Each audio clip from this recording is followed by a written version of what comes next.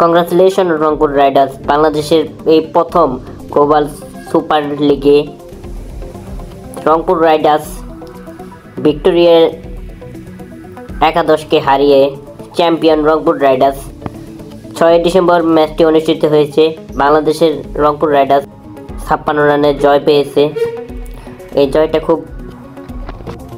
জয়টা খুব ইতিহাস করলো। এই ম্যাচে সর্বোচ্চ রান করেছেন সৌম্য সরকার, 54 বলে 86 রান করেছেন। খুব দুর্দান্ত একটি ইনিংস খেলেছেন। তার কারণেই এই ম্যাচটি জয়ের লক্ষ্যে পৌঁছে যায় এবং বিগ টার্গেট দেয় রংপুর রাইডার্স।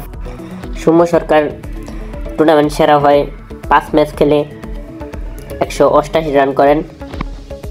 সৌম্য সরকার সর্বোচ্চ tournament player of the tournament নির্বাচিত হন সৌম্য সরকার।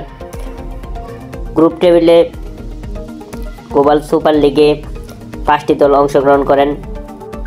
রংপুর রাইডার্স 4 ম্যাচে 2 জয় 2 লস্ট, 4 পয়েন্ট নিয়ে সেমিফাইনালে পৌঁছে যায়।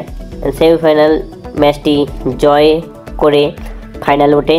ফাইনালে এসেও দুর্দান্ত পারফরম্যান্স করে রংপুর রাইডার্স ভিক্টোরিয়া একাদশকে হারিয়ে চ্যাম্পিয়ন হয় রংপুর রাইডার্স। বাংলাদেশের এই প্রথম ইতিহাস গড়ল বাংলাদেশ রংপুর রাইডার্স।